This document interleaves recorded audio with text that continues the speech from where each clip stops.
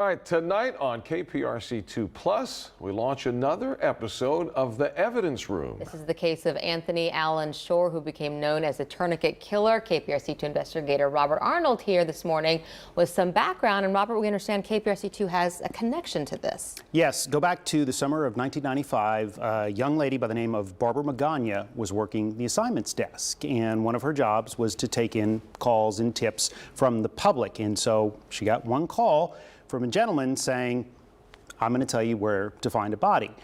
We get a lot of strange calls like that, so naturally at first she's like, okay, tell me more. Took it a little bit like a grain of salt. Then he got really, really specific with the details, and you can hear what she has to say about part of that phone call. And he tells me exactly how the body is in position.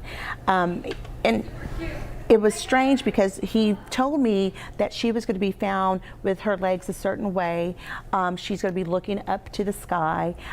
He gave me so many details that in my mind, I knew I was talking to the person that either saw the body or committed the murder. I said, I'm speaking to the killer. I said, you are the killer. And she was, in fact, speaking to the killer, and there would be 8 long years in between that phone call and Anthony Allen Shore actually being arrested. Wow. Incredible. And Shore was executed in 2018, and you were a witness to that. I was, and one of the things he said is he confessed to everything. There were no other victims out there. He was responsible for several, and that he would die with a clear conscience. But there was also a bit of weirdness, I mean, that's probably an understatement, right before he was executed.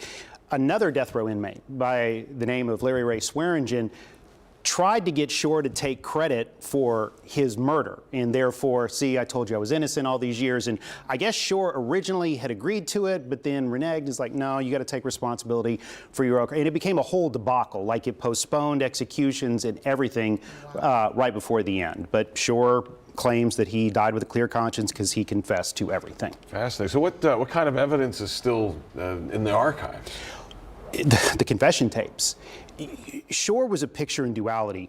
He claimed he wanted to stop, but he couldn't help himself. So you listening to these confession tapes, and you can tell he's really unburdening himself. Like, he's happy to be telling this story of these god-awful things that he did. And so you'll hear quite a bit of those tapes during our episode this evening.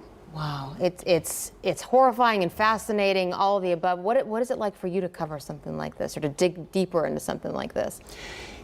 It gives you a much deeper look at really the horror, the awful things that human beings can do to other human beings. And there's one case in there because one of his victims was a 9-year-old. And it's guys like this are the reason that, like, when my son goes out to play in the neighborhood, if I, like, okay, it's time to come home, and I call him, if I don't see him within 30 seconds, I can feel my heart rate pick up. I can feel my breathing get faster.